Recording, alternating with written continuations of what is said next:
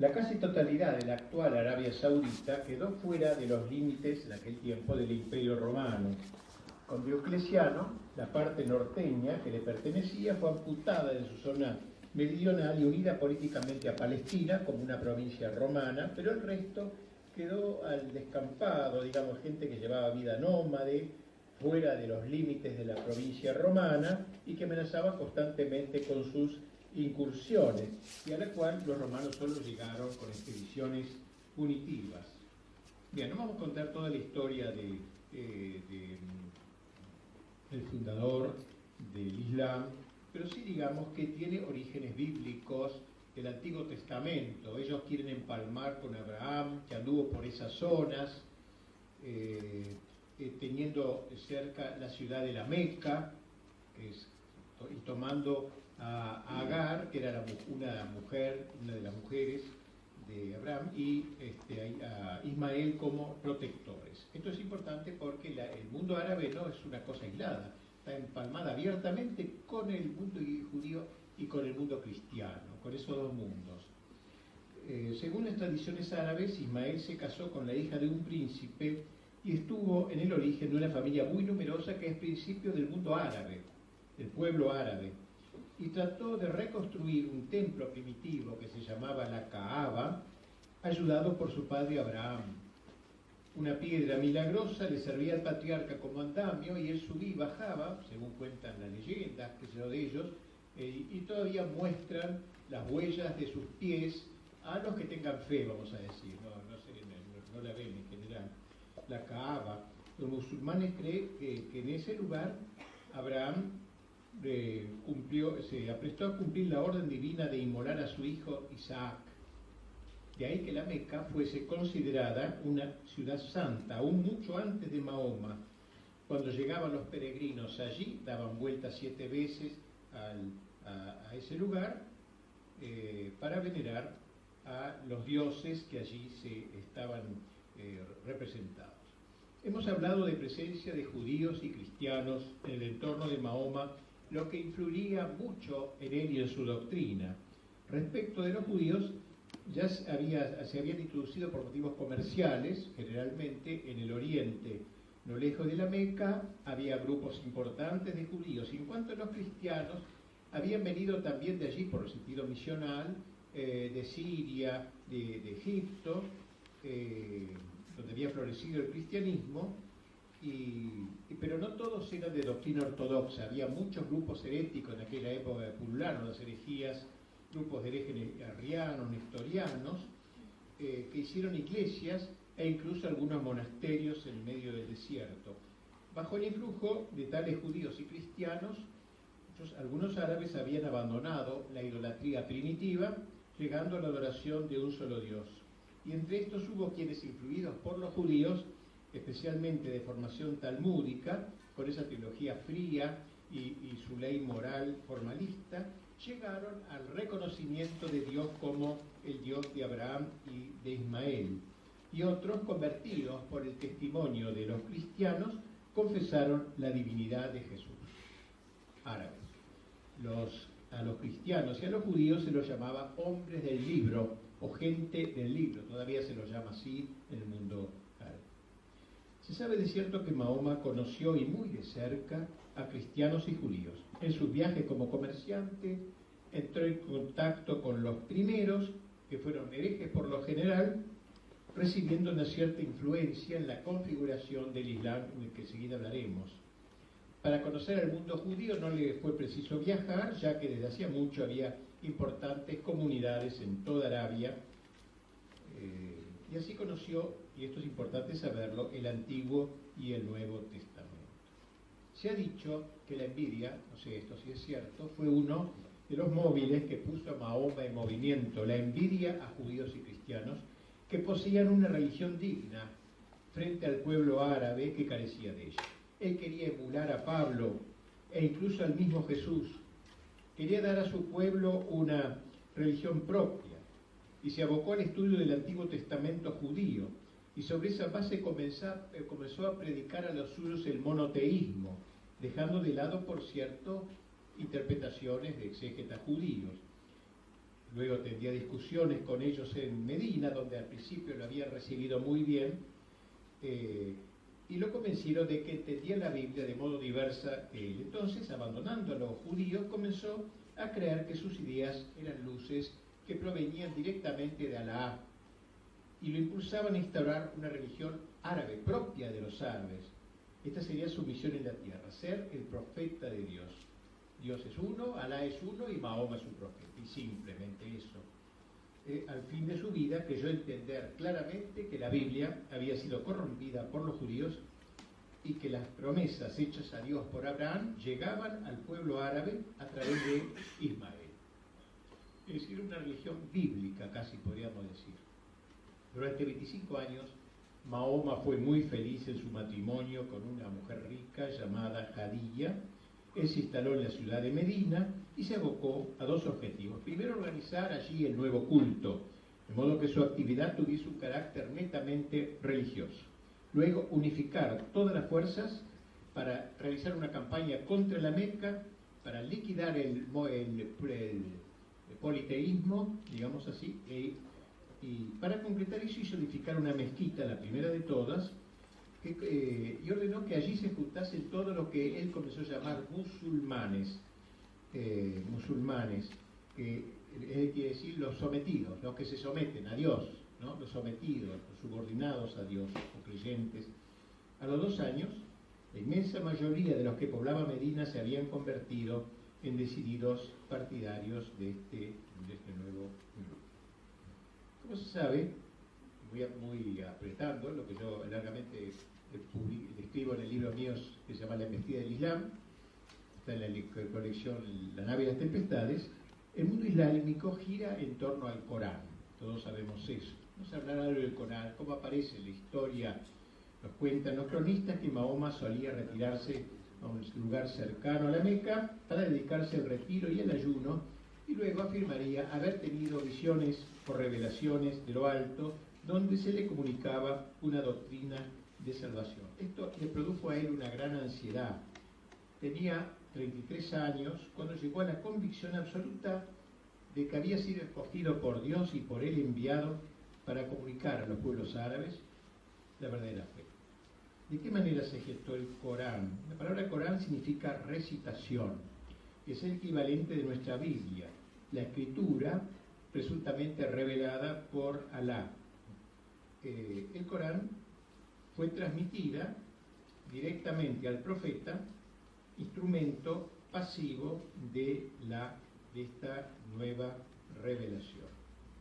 Pronto se hizo una edición oficial del Corán, dividido en capítulos o suras, y estas en aleyas, que son versículos como nuestra Biblia. Los distintos capítulos, escribe un estudioso del Islam, 114 en total, están ordenados según su longitud. El primer capítulo es muy largo y el último es cortísimo. Es un libro admirable. Yo lo he leído 3 o 4 veces para meterme en el espíritu de esto y poder publicar sobre ese tema. Tiene partes que se contradicen, eso también es cierto.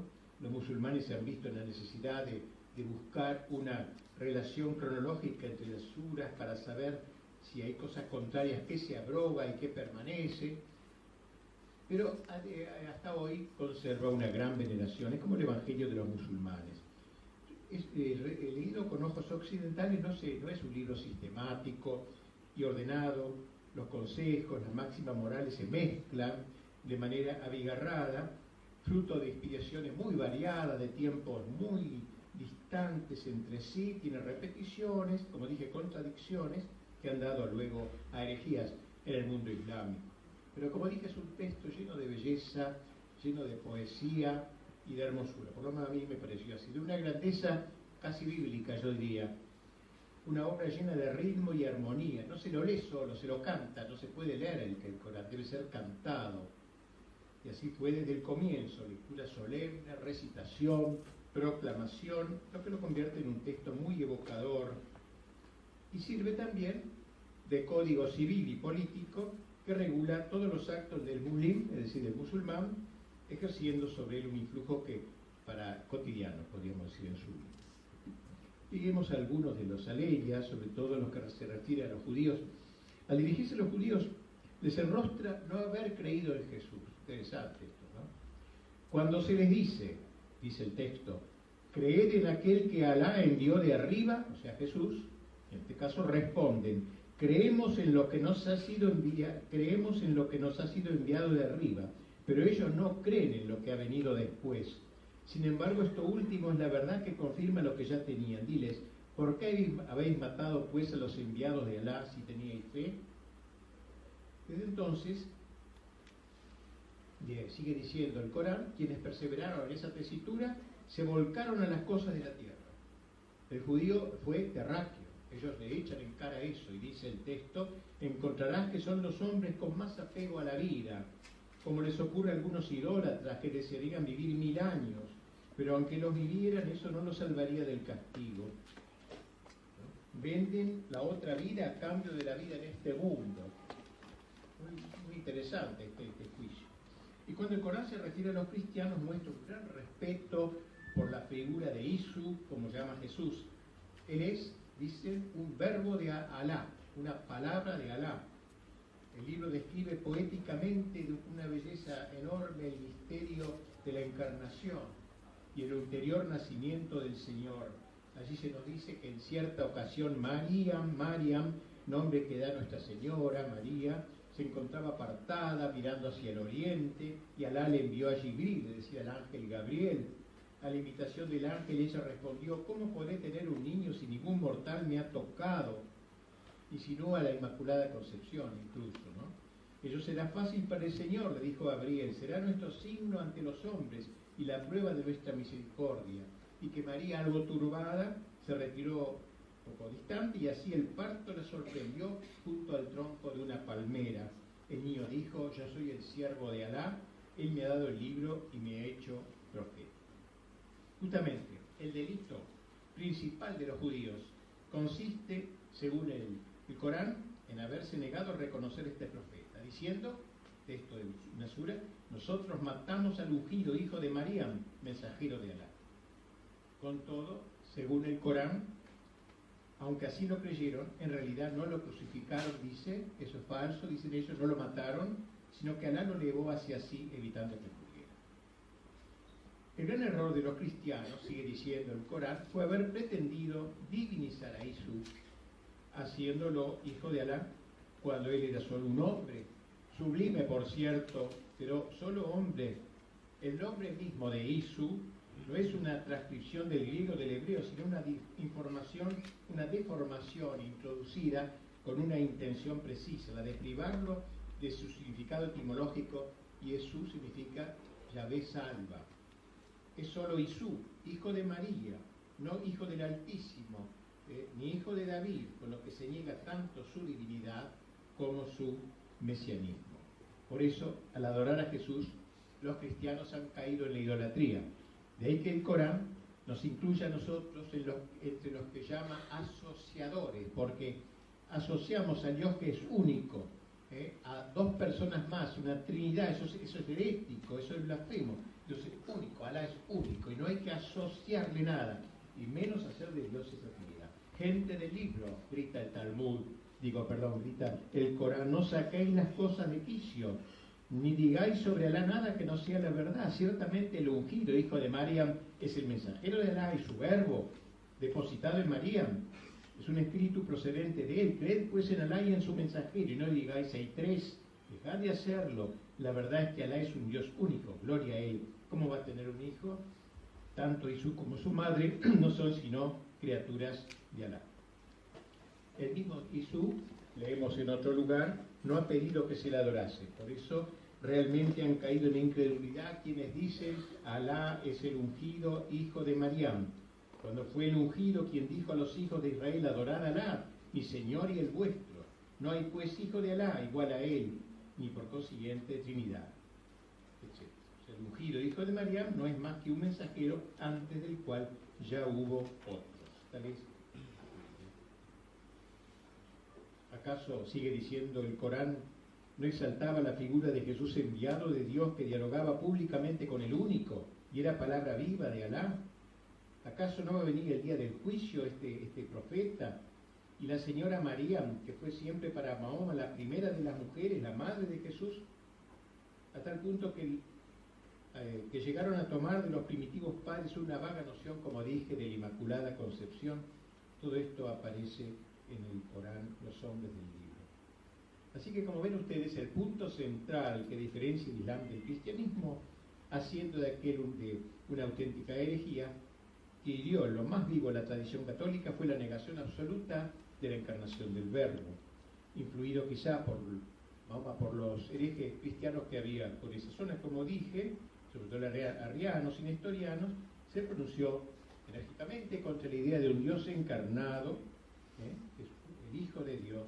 El Señor era, por cierto, un profeta, pero al fin y al cabo solo un profeta, un hombre como los demás, un hombre sublime, pero hasta ahí. Bien, si pasamos a la doctrina islámica, ahora esto era importante verlo, me parece, para entender un poco la ubicación de Mahoma y del Corán. A la moral que sustenta, advertimos que se resume en lo que llaman ellos 5 pilares. El primero de ellos es la confesión de la fe. Creer significa, para el musulmán, aceptar como verdaderas las revelaciones de Alá recibidas por Mahoma y someterse, ser musulmán. Someterse significa eso, musulmán, postrarse ante la majestad divina. El musulmán debe decir, no hay más que un solo Dios y Mahoma es absurdo. Estas palabras tan categóricas incluyen una proposición doctrinal y una tesitura del culto musulmán. No otra cosa es el Islam, la sumisión. Musulmán es muslem, estar sometido, es un sometido. El nombre de Alá deriva del término hebreo Elohim, que era conocido en aquellas regiones y todavía se usa por allí, y comenzó a ser empleada para indicar la oposición musulmana al judaísmo y al cristianismo. Este sería el primer pilar. Entonces, la confesión de la fe. Segundo pilar, la oración. Según las normas establecidas posteriores al Corán, ha de realizarse 5 veces al día, al alba, al mediodía, luego de comer, a la puesta del sol y después de medianoche. Cada plegaria debe ir precedida de una ablución. Su fin prácticamente único es la adoración a Dios, que ha creado al hombre para que lo reconozca como creador y se humille ante él. La oración reiterada tiene por propósito garantizar un contacto regular con Alá y un correlativo distanciamiento del mundo. Por eso ponen siempre una alfombrita para separarse del mundo. Esa alfombra es como un signo que lo separa del mundo. Allí en la Meca también había una alfombra, el suelo sagrado. La oración de los musulmanes parece agotarse en estos actos. No se educa al creyente para tener un trato filial con Dios, no hay nada de esto entre ellos, que permita alguna forma de coloquio. Las relaciones del hombre con Dios no incluyen esa forma de amistad que los cristianos llamamos la gracia. Santo Tomás dice que es una forma de la amistad, una linda expresión del doctor Angélico, en el cual se eleva al hombre al plano sobrenatural. No hay eso. Al Islam le resulta inconcebible que el hombre pueda participar místicamente en la naturaleza divina. Dios no es un padre, es esencialmente trascendente, el misterio insondable. Si alguna vez el Corán habla del amor de Dios, no hay que comprenderlo según sus comentaristas de una relación de amistad entre Alá y los hombres, lo que sería indigno de Dios e impensable del trascendente. Así que tampoco hay oración de petición, ya que el curso de las cosas es ineluctable y Dios no lo va a modificar.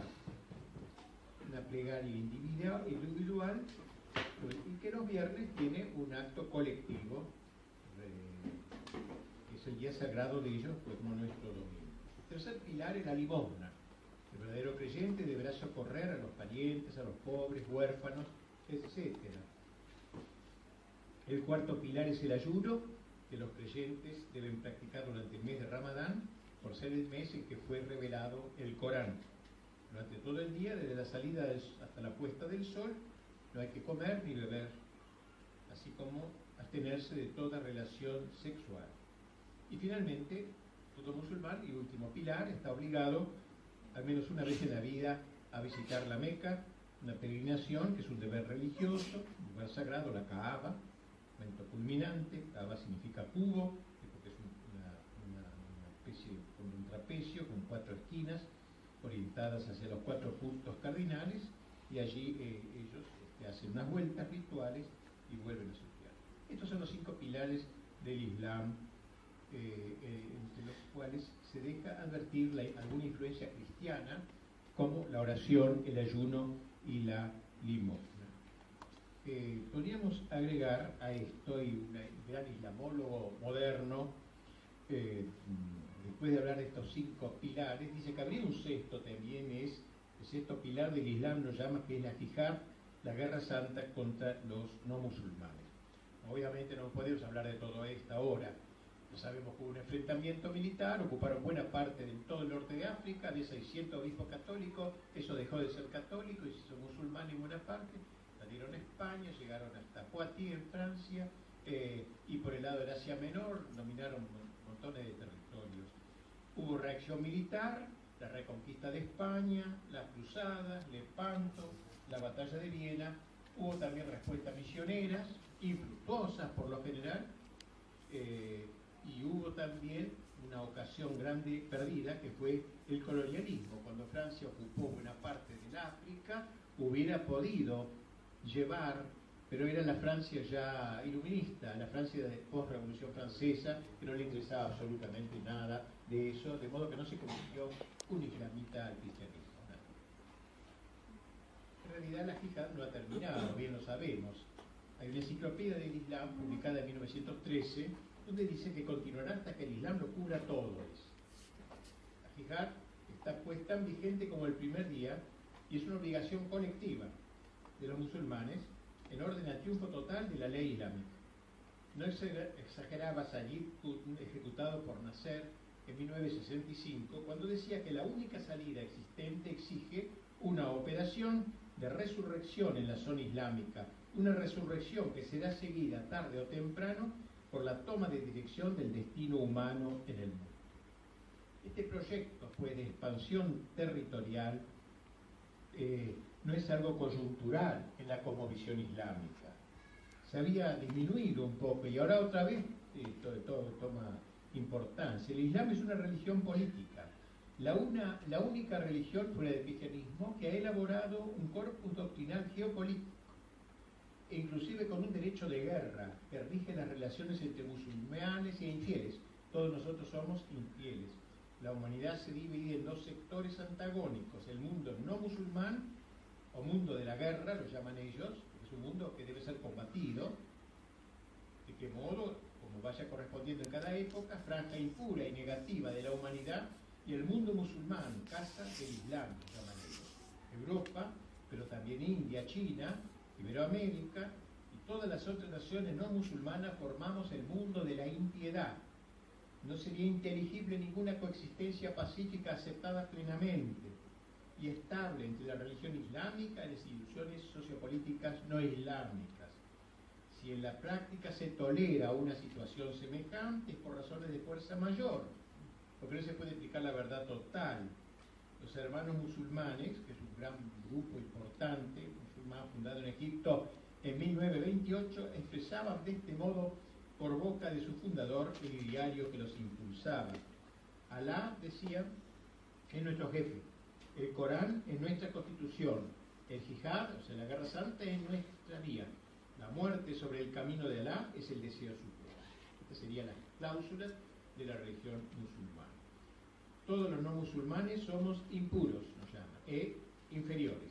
Según el Corán, todos sin excepción serán arrojados al fuego de la gehenna, Tal es el fundamento de la legitimidad santa de la jihad. Se trata, pues, de una religión positivamente, intrínsecamente conquistadora y guerrera.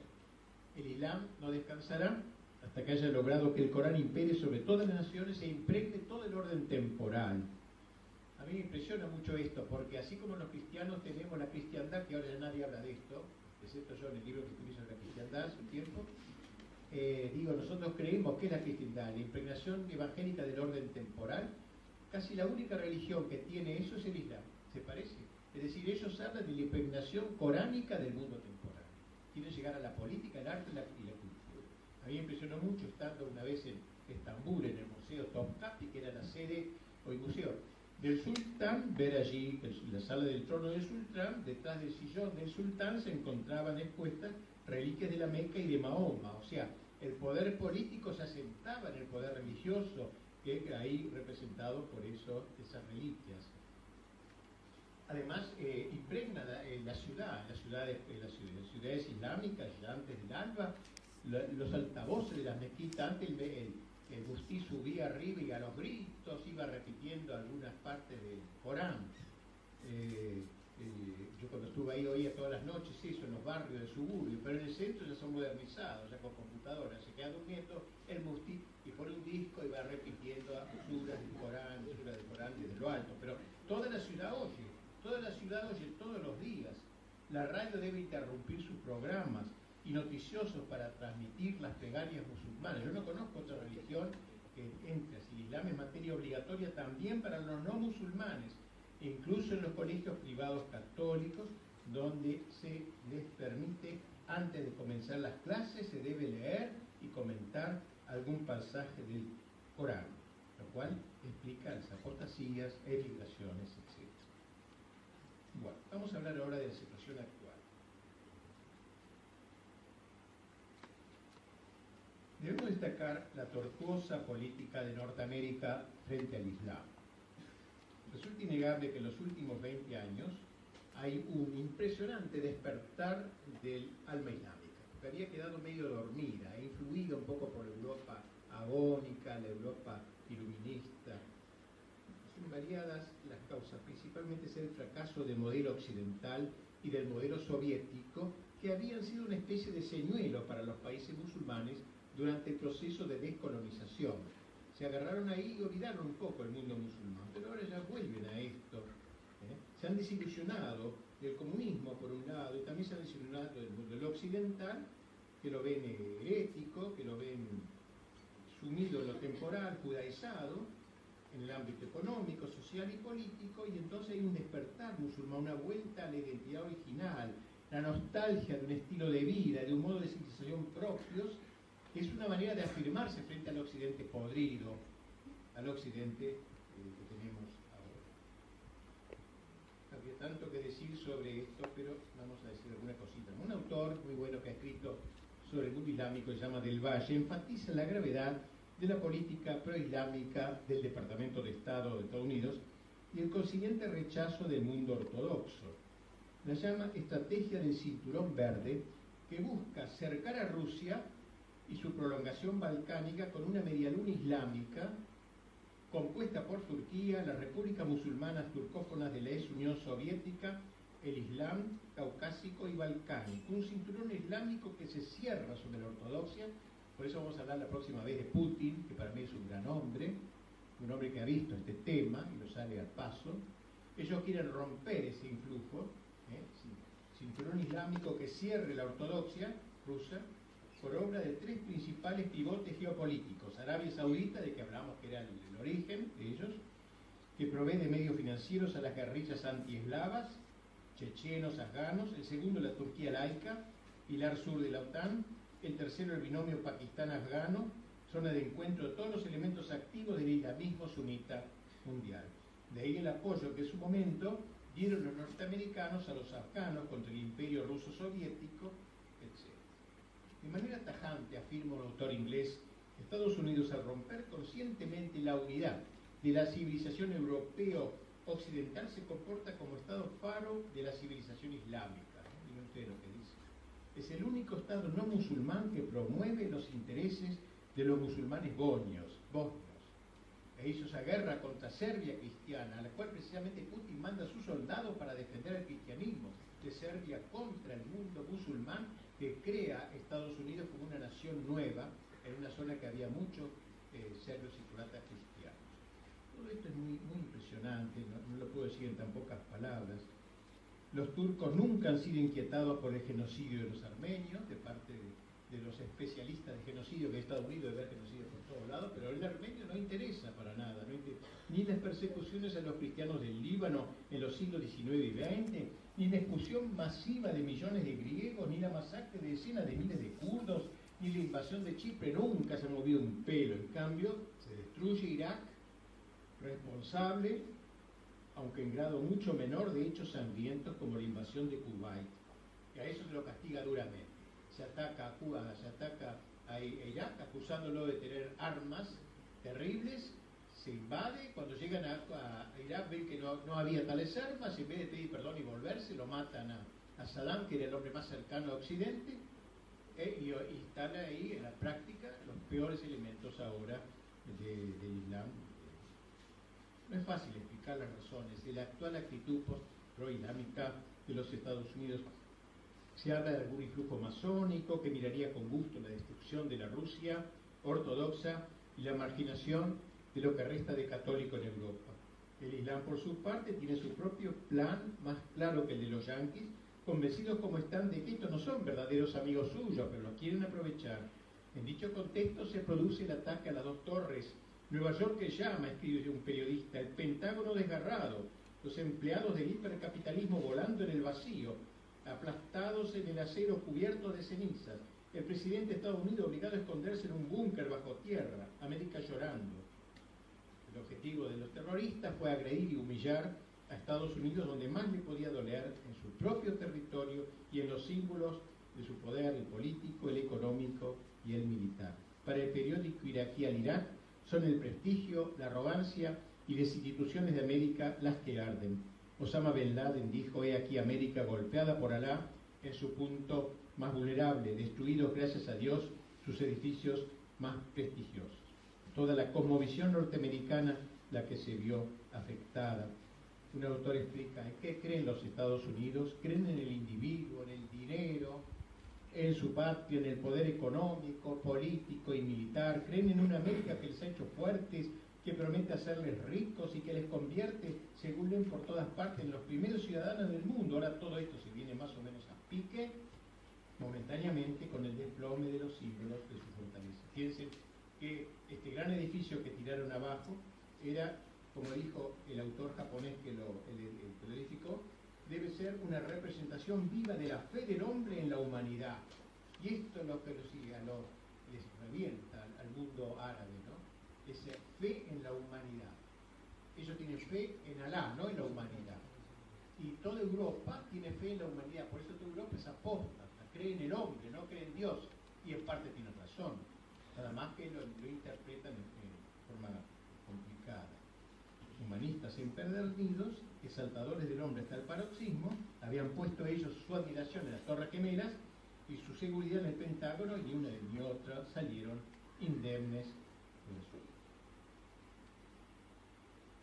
Concentrémonos ahora en otro tema, pero relacionado con esto, y cómo el Islam se va introduciendo en las naciones cristianas de Europa. Primero se introdujo en la Unión Soviética, que tenía varias repúblicas islámicas. En la la Unión Soviética hay más de 50.000 mezquitas en funcionamiento ahora, 50.000, frente a las 18.000 parroquias ortodoxas. Es decir, en Rusia, el antiguo imperio soviético, han invadido con mezquitas en todos los países que respondían a la lengua, al espíritu musulmán. También Europa está en peligro, una larvada invasión. En Francia, por ejemplo, hay en la actualidad unos 6 millones de inmigrantes musulmanes, es la comunidad islámica más grande de Europa. Las mezquitas eran 23 en 1974, 555 10 años después, y 1400 10 años después, 1998. Crecimiento impresionante, ninguna de las iglesias se va cerrando por el progresismo, la decadencia de la iglesia. Las mezquitas van prosperando más y más. Numerosos son los convertidos a esta religión en Francia. La islamización progresiva de la sociedad. Así, por ejemplo, hombres como Roger Garodí se convierten en un islam de los pobres. Él era comunista y se hace islámico. En 1999 unas 50.000 personas francesas abrazaron el islamismo. El fenómeno es sorprendente. Es cierto que la conversión al Islam es más fácil que para cualquier otra religión. Basta con profesar la fe en una mezquita. Sea lo que fuere, lo cierto es que los musulmanes son en la actualidad la segunda comunidad religiosa del país. Un jefe espiritual del Hezbollah libanés profetizó: en 20 años, sin duda, Francia será una república islámica. Yo esto lo he oído de Francia, de un sacerdote que lo daba como un hecho irrefutable. del 2050 Francia será islámica. En ese país se ha establecido una unión de organizaciones islámicas de toda Europa en orden a que se les conceda el derecho de crear escuelas islámicas privadas o si no lugares de oración islámica, la autorización a llevar el velo en clase, la aceptación de la familia islámica con las reglas propias, por ejemplo la poligamia, aunque esté prohibida por la ley, pero para ellos no. Es decir, excepciones van pidiendo la creación de un partido político islámico que ya ha ocupado varias ciudades, tiene intendentes islámicos que imponen la ley islámica en el pueblo donde gobierna. Se ha establecido un instituto de formación de imanes y sacerdotes de ellos de Europa, controlado siempre desde Arabia Saudita, que es el país que promueve todo esto y el país más amado por Estados Unidos, en plena comunión con Estados Unidos, y el que ahora está bombardeando por orden de Estados Unidos en distintos lugares. A veces los musulmanes en Francia se agrupan en zonas determinadas, como dije, lo que podrá llegar a pedir decisiones territoriales, digo, con el tiempo. En Inglaterra, la libertad de pensamiento es casi total. Allí los jefes islámicos del mundo pueden expresar su odio antioccidental con toda libertad. En algunas ciudades como Bradford, el orden islámico se va instalando paulatinamente. Supresión de bebidas, uso del velo, tribunales propios. El imán de dicha ciudad insiste en que el deber de todo musulmán inglés es ir reemplazando progresivamente los valores del Estado secular, del Estado moderno, digamos, por los del Islam. Ya existe un partido islámico inglés. ¿Quién se imaginaría? Por eso estamos viendo ingleses que están matando gente ahí, ¿no? Ahora también ofreciéndose de voluntarios. Y lo que es más grave, han logrado el reconocimiento de territorios separados en Inglaterra y de un parlamento musulmán. También en Italia, el Islam está gravitando cada vez más. Han llegado a pedir que se prohíba la lectura de la Divina Comedia en los colegios y universidades italianas. Dante es un blasfemo, porque puso a Mahoma en el séptimo círculo del infierno. Roma tiene la mezquita más grande de Europa, financiada, para variar, casi en su totalidad por Arabia Saudita. Los promotores de dicho edificio habían pedido que su minarete fuera más alto que la cúpula de la Basílica de San Pedro, para significar la victoria sobre el catolicismo también. Citando un hadith de Mahoma según el cual las ciudades cristianas que se convertirían al Islam serían primero Constantinopla y enseguida Roma, así decía. El representante del Frente Internacional Islámico de Ben Laden para Europa declaró al diario italiano La República: Constantinopla ha sido islamizada, ningún musulmán pone en duda que Italia lo será a su vez y que la bandera del Islam flameará sobre Roma. En Suiza, tras una larga batalla jurídica, se ha permitido lo del velo, las chicas que lleven el velo en la foto de sus pasaportes, lo que antes estaba prohibido. Vamos a descansar un poquito y... Bueno, ahora hacemos entonces una pausa. Les pido dos... Este recorrido por la Europa de esta época, España, para completar esta imagen de cómo están entrando en Europa, no hablamos tanto de nuestra patria, algo diremos, se ha vuelto, digo, la tierra prometida de este proceso de islamización progresiva. España puede recordar un poco la Reconquista, o sea, ellos ven como la revancha de la Reconquista, pareciera, algunos musulmanes por lo menos, aunque hace tanto tiempo que sucedió, pero quedaron muy dolidos y están pidiendo de nuevo la mezquita de Sevilla y algunos otros lugares. Con sede en Sevilla funciona un movimiento, toda esa zona del sur era la zona más culta también árabe, porque en España tuvieron bastante cultura, se llama Almoravitum, o Comunidad Islámica en España, compuesta únicamente de convertidos europeos, raro eso, convertido europeo al Islam. O sea, hay franceses, ingleses, todos se juntan, Almoravitum, allí. Fue creado en los años 70 por estudiantes revolucionarios ingleses y escoceses emigrados a Andalucía y que luego se pasaron al islamismo. Organizan ciclos en toda Europa, invitando a los jóvenes a hacer peregrinaciones de conversión a Andalucía, lo llaman. Peregrinaciones de conversión a Andalucía, para volver a encontrar, dicen textualmente, la edad de oro de la civilización islámica europea. Así que esto en España entonces crea serios problemas. Debemos decir que Arabia Saudita, empezamos a decir, es la principal fuente del proselitismo musulmán en Europa, América y Asia. Decenas de miles, decenas de miles de mezquitas en todo el mundo se construyen con el dinero de aquel país que aquel país obtiene del petróleo. Y al frente de cada mezquita ponen un imán, reitero, imán es como el sacerdote de ellos, un imán de la tendencia que allí se propicia. No olvidemos que en Arabia Saudita la ley islámica es entendida al pie de la letra y en todo su rigor. No puede entrar ningún avión que lleve la Cruz Roja, por ejemplo, y la Cruz Roja se borra del avión al salir y se pinta la media luna, y solo así se permite aterrizar el avión. Los colegios no se puede nada, colegios cristianos, está todo prohibido.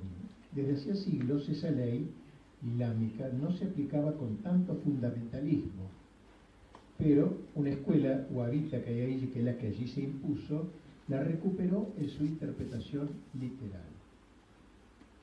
No dejan de ser preocupantes las prédicas de Mohammed bin Abdel Rahman el Arifi, el imán de la Academia Militar Malik Fahd de aquella nación. Dice este especie de asesor: los islámicos controlarán el territorio de San Pedro después de haber conquistado la Roma de César, y así, sin estas murallas, Europa será islamizada.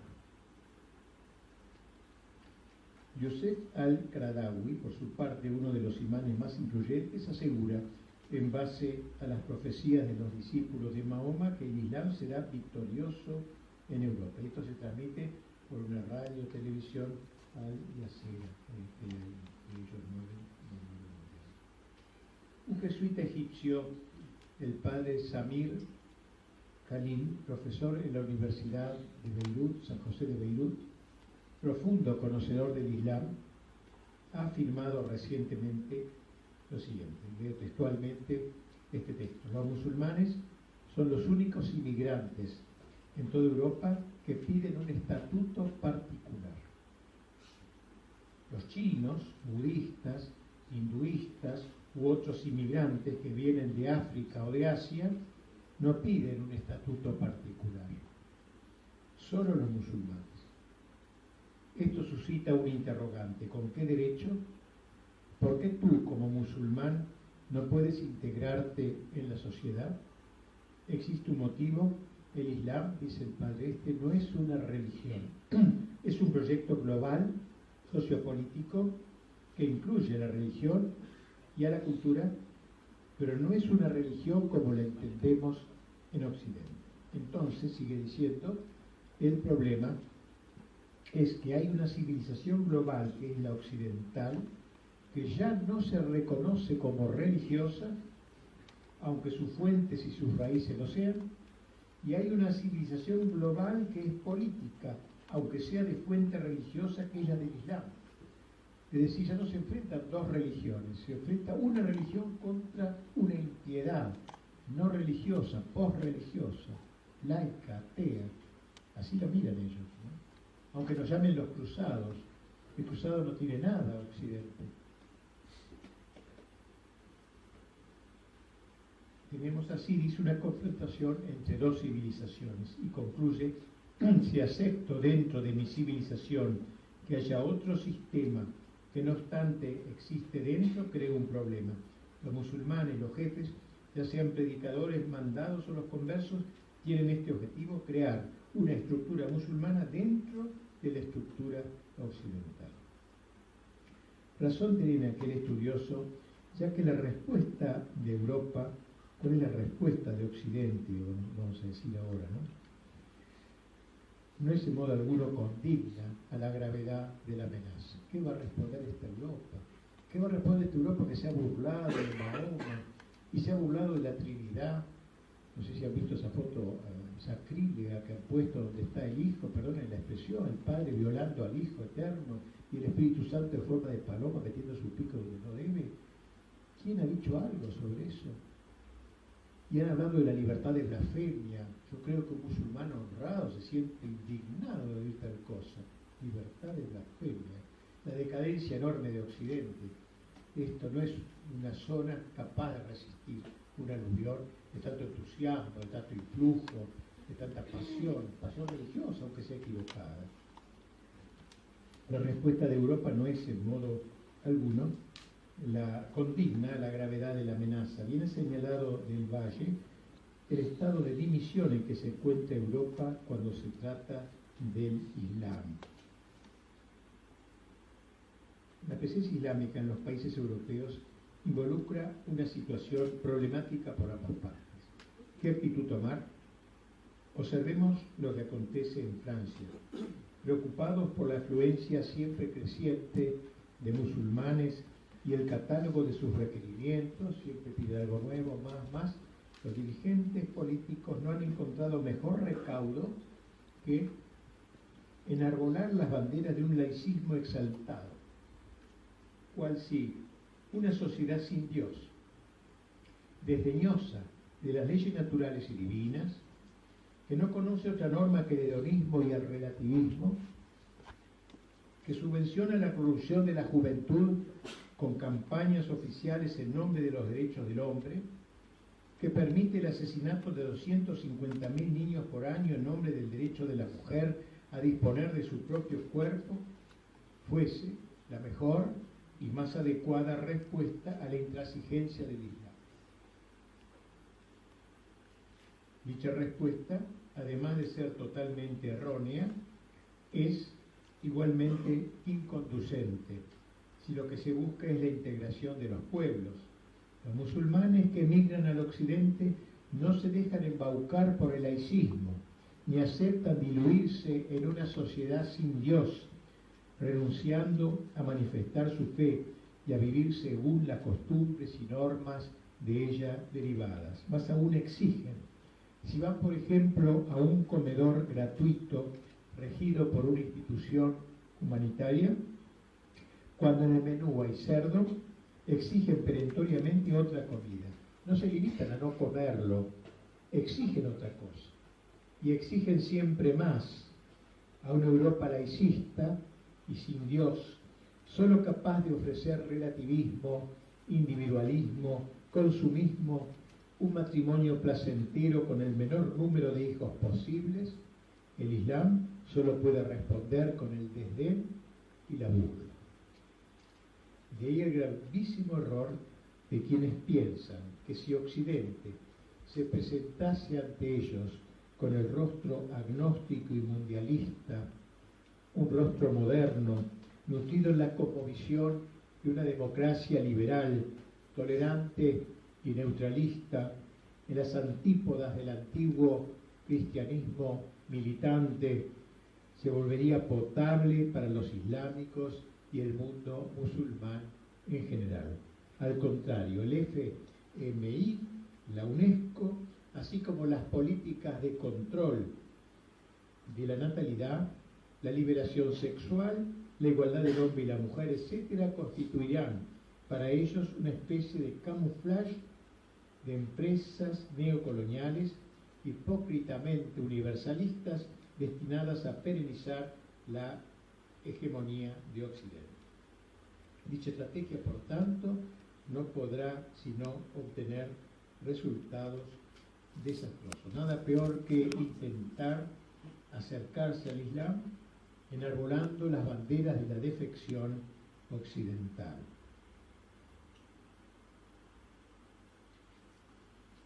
Me acuerdo que yo estando en Europa hace 4 o 5 años, no sé, compré un diario español, La Vanguardia, me parece que era, y ahí leí un artículo que me llamó la atención. Yo no estaba tan interiorizado en estos temas, bajo el curioso título de Defender el Islam. Defender el Islam. Fue el preámbulo de otro más explícito sobre el mismo tema, que también leí. El fin de ambos artículos era expresar su apoyo a los que llamaba musulmanes sensatos, y para ello apelaban a la unión del mundo laico de la sociedad actual, que abarca a cristianos sensatos, es decir, laicistas, no fundamentalistas y todas esas cosas que se dicen, y musulmanes sensatos, es decir, también laicistas. Esa sería la manera de llegar a un entendimiento. Los musulmanes sensatos, decía el articulista, han de sentirse defendidos por los millones, dice textualmente, millones de creyentes laicos que ha dado a luz la Ilustración. La tesis final era muy clara. Las religiones han de pasar por el tamiz del laicismo, todas, para perder toda influencia moral y política, pues de otra manera la paz mundial está amenazada. Tratábase en última instancia de un mensaje chantajista. Permitir, dice, que las sectas fanáticas secuestren las religiones desataría un choque de civilizaciones sin precedentes. La idea es en verdad plenamente ilustrada, en el sentido, digamos, entre comillas, ¿no? Revolución Francesa pura. La paz se ha de fundar en el ateísmo, esto es, en aquel ateísmo que lleva a despreciar, como dicen, los preceptos maximalistas que dictan algunos intérpretes de la Biblia o del Corán.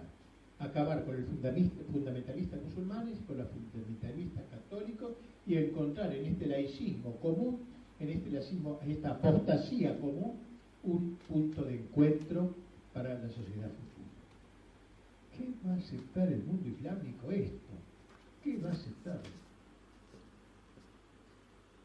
Y también en ese mismo viaje me llamó la atención, pasé a Francia, y en una parada de colectivo compré el diario Le Monde.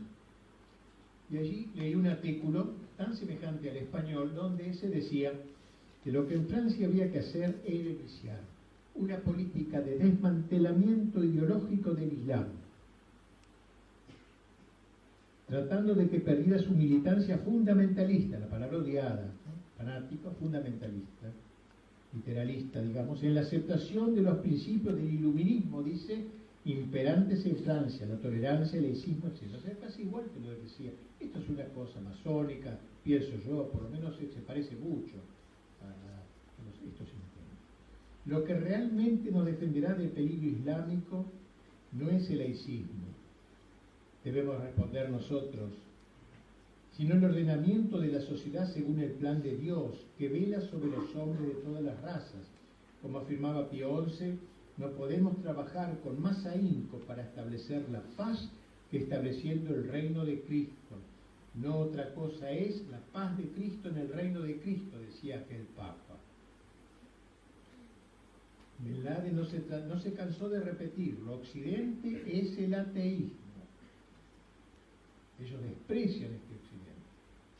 El enemigo, sigue diciendo, es la sociedad opulenta, pero porque en ella se ha organizado la sociedad sin Dios, sustituyéndolo por el becerro de oro.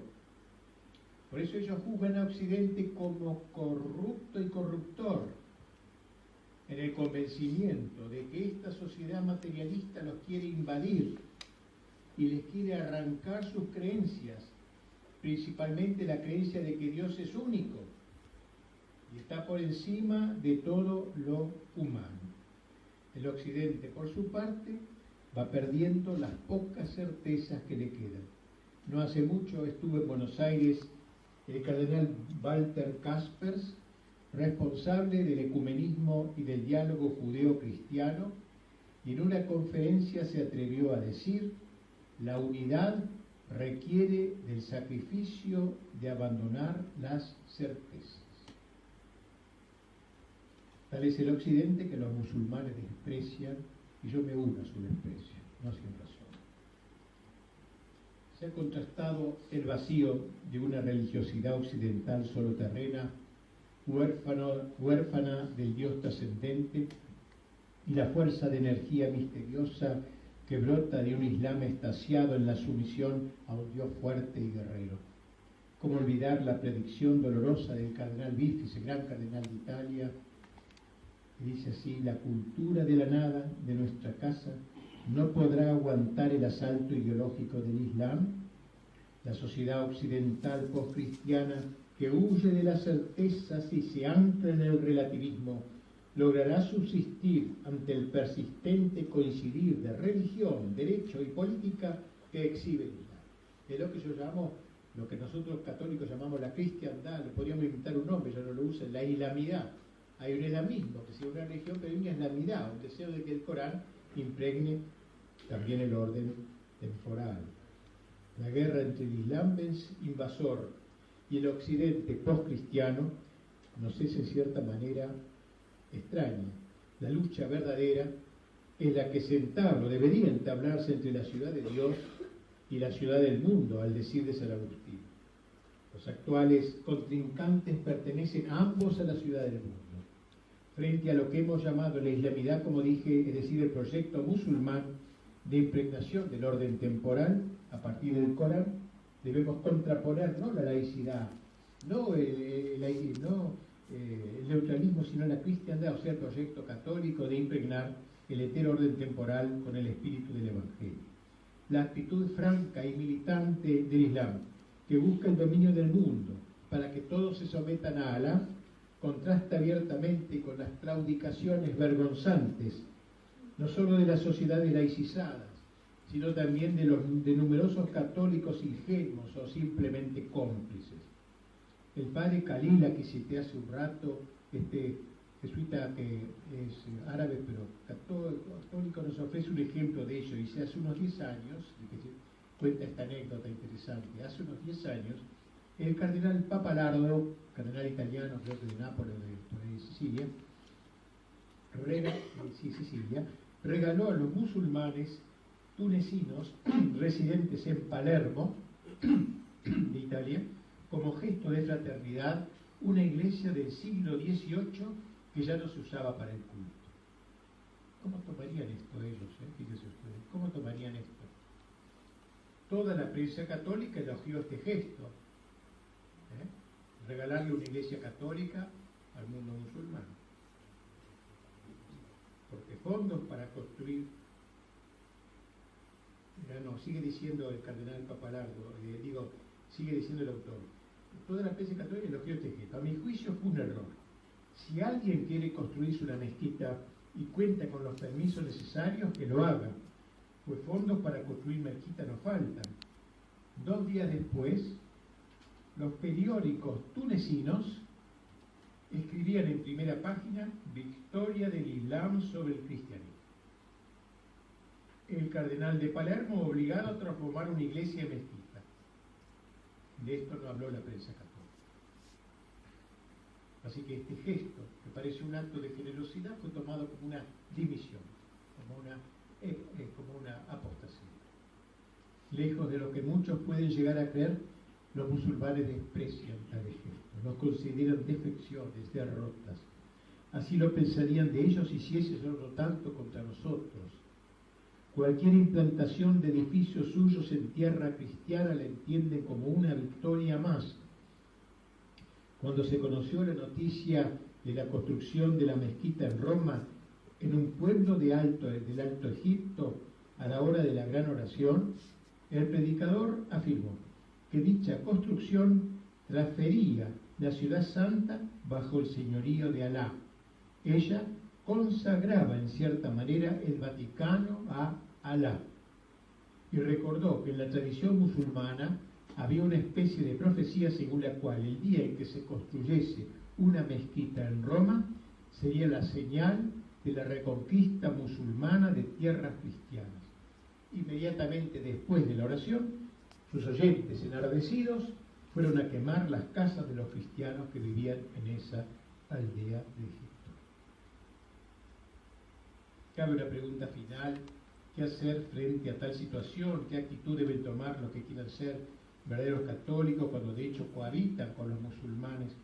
Algunos piensan que conviene promover el diálogo con el Islam. No es nada fácil. Hay quienes lo han intentado, pero de una manera totalmente inadecuada, creyendo que había que arguir en base a los presuntos valores que actualmente predominan, en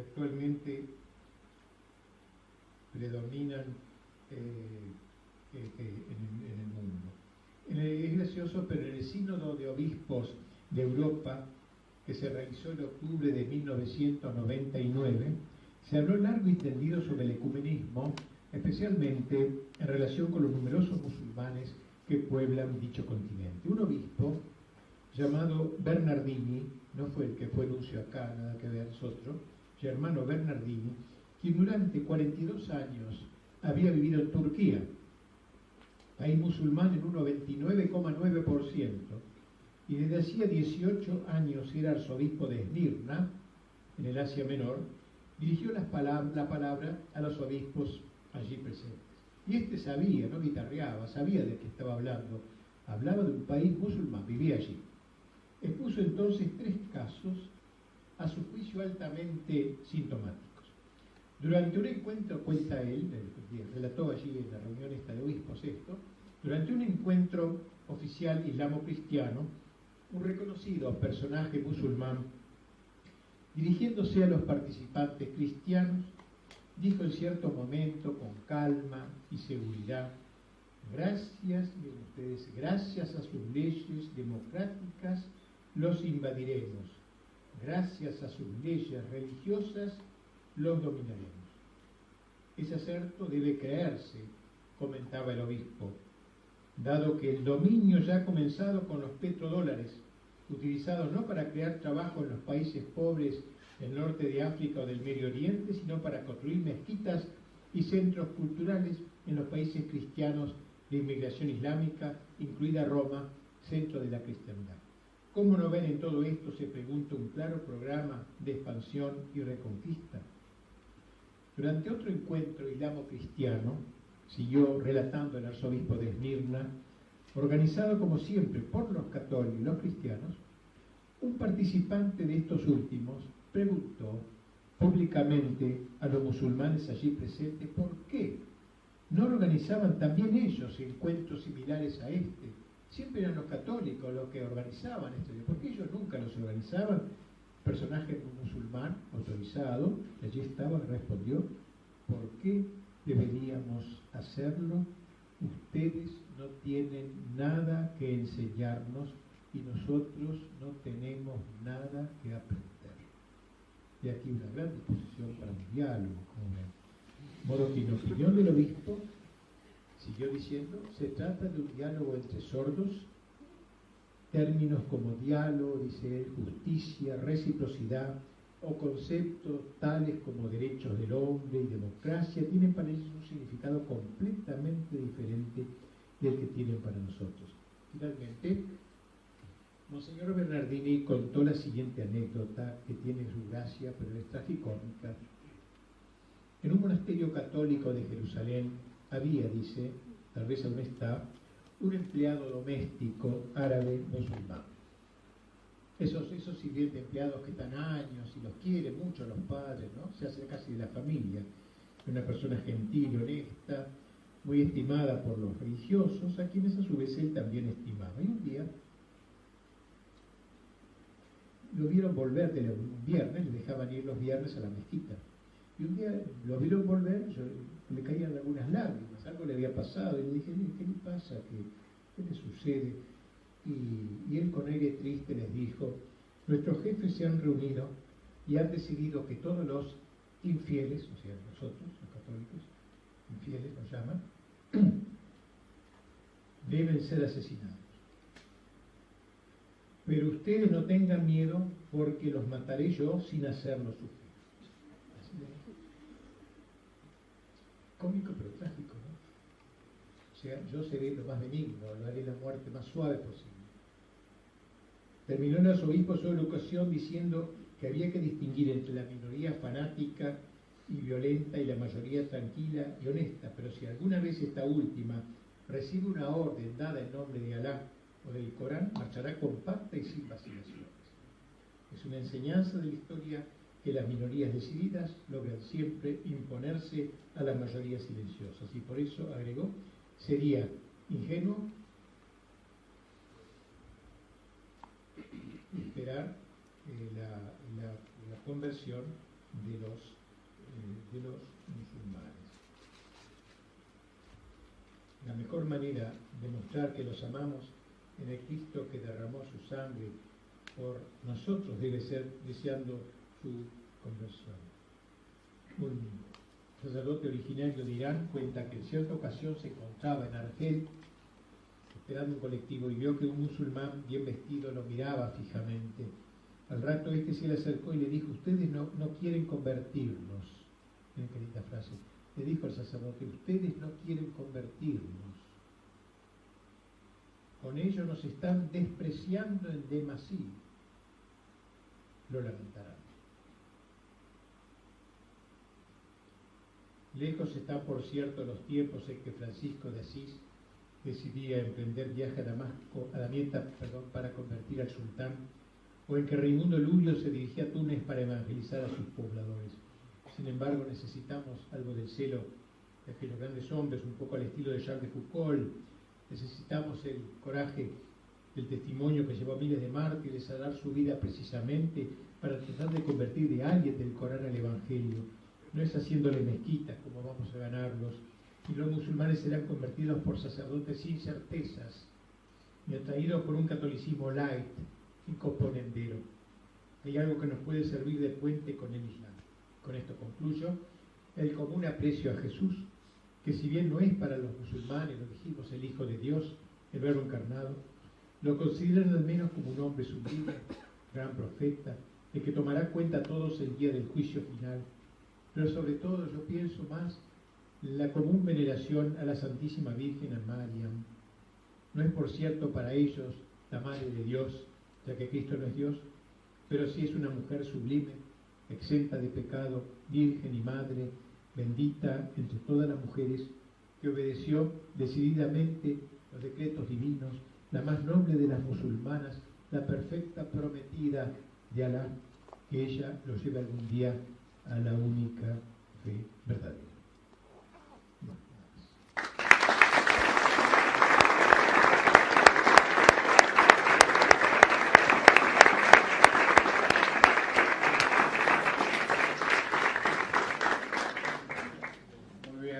Agradecemos al Padre Sáenz esta magnífica síntesis de un tema tan vasto como el Islam y tan actual, ¿no?